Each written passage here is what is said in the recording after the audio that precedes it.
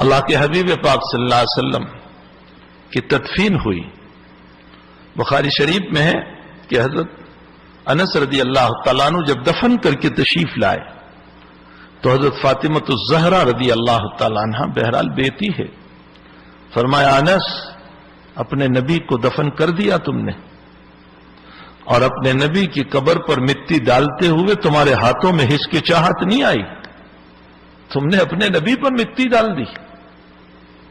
حضرت انس نے فرمایا ہمارا جی بھی نہیں چاہتا تھا، لیکن نبی ہی کا حکم تھا، ہمیں اس پر عمل کرنا پڑا. بہرحال میرے بھائیوں، جب امام الانبیاء دنیا سے تشریف لے گئے تو پھر کیا شیخ اور کیا پیر اور کیا استاذ اور کیا محدث اور کیا فقیہ، ہر ایک کو اس دنیا کو چھوڑ کر جانا ہے. لیکن صدمہ اس بات کا ہوتا ہے کہ اہل اللہ کے پاؤں تلے بہت سارے فتنے دبے ہوئے ہوتے ہیں. اللہ والوں کے پاؤں کے نیچے اللہ تعالیٰ بہت سارے فتنوں کو دباتا ہے. جب وہ اٹھتے ہیں تو فتنوں کے دروازے کھلتے ہیں. اہل اللہ کے اٹھ جانے سے وہ اللہ والے، وہ علماء، وہ مشائخ کہ جن کے سینے اللہ کی یادوں سے تر بتر تھے، جب وہ دنیا سے رخصت ہوتے ہیں تو حقیقت یہ ہے کہ علم بھی ان کے ساتھ چلا جاتا ہے. اب وہ حدیثانہ دقیق بحثیں ہم کہاں سے سنیں گے؟ محدثانہ بحثیں ہم کہاں سے؟ عجیب و غریب حضرت بحث فرمایا کرتے تھے. ابھی رمضان سے قبل خرور جب تشریف لائے تو بخاری شریف کے درس کے درمیان حضرت نے وزن اعمال پر گفتگو کرتے کرتے، یہ تو ایک دو مثال ہے ورنہ میں کہاں بیان کروں گا حضرت کے محدثانہ انداز کو، وزن اعمال پر گفتگو کرتے کرتے فرمایا کہ ایک قول یہ ہے نامہ اعمال تولے جائیں گے،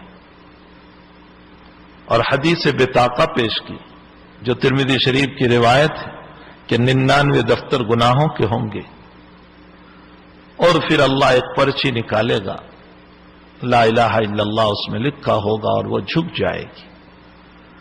یہ دلیل پیش کرنے کے بعد حضرت نے فرمایا اس پر ایک سوال ہے، اور وہ سوال یہ ہے کہ ایک پرچی کا وزن 99 دفتر کے مقابلے میں کیسے ہو گیا؟ عقل سے بالاتر بات ہے. 99 دفتر کا وزن بہت زیادہ، وہ بھی اتنے بڑے بڑے دفتر تاحد نظر، پرچی کی حیثیت کیا؟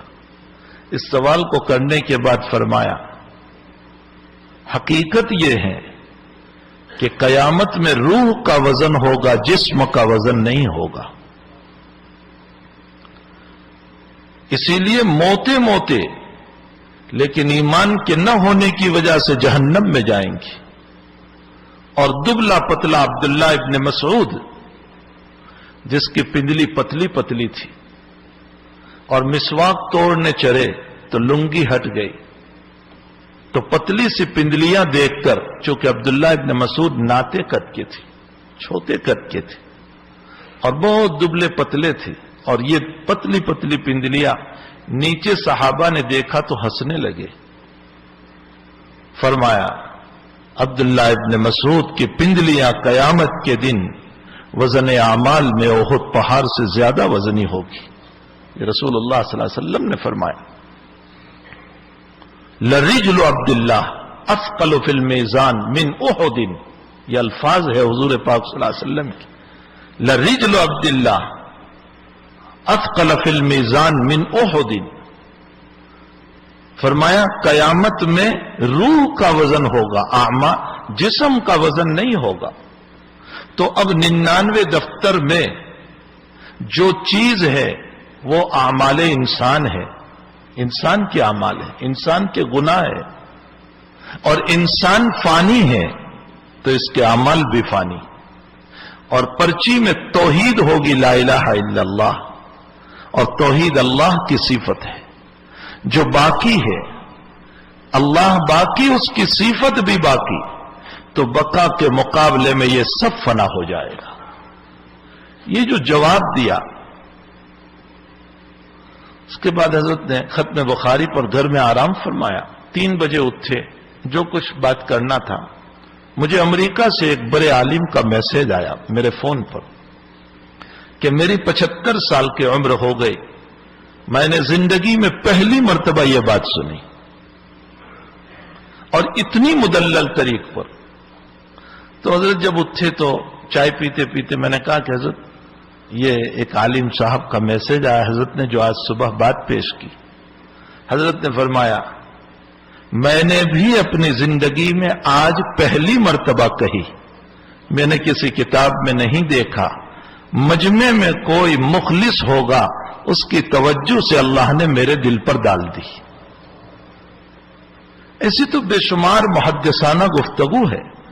جب بخاری شریف پر آتے تھے تو جو احادیث کو کھولتے چلے جاتے تھے، روایتوں کے اوپر وضاحت کرتے چلے جاتے تھے، اور ایسی دقیق سے دقیق بات۔ کتاب العلم کے اندر مجھے بات یاد آ گئی، اہل علم موجود ہیں، ان کے لیے بہت بڑا سہارا ہوگا، دلیل ہو جائے گی، اس لیے کہ آج کل بہت سارے ان باتوں کا انکار کرتے ہیں۔ کتاب العلم میں واقعہ موسیٰ علیہ السلام کو امام بخاری نے پیش کیا طلب علم کے لیے نکلنے پر۔ تو موسیٰ اور خضر کا جو واقعہ چلا، اس میں 3 واقعے پر حضرت موسیٰ علیہ السلام کو حضرت خضر نے فرما دیا کہ فراق بینی و بینک، اور اس کے بعد تینوں کی حقیقت بیان کی۔ یہ تو ہے پوری روایت۔ اس کے بعد نبی علیہ السلام اس واقعے کو بیان کرتے ہوئے جو جملہ فرماتے ہیں، فرمایا لو سکت موسیٰ، اگر موسیٰ خاموش رہتے تو اور بھی باتیں خضر سے کھلتی چلی جاتی۔ حضور پاک صلی اللہ علیہ وسلم فرما رہے اگر موسیٰ خاموش رہتے تو اور بھی باتیں کھلتی چلی جاتی۔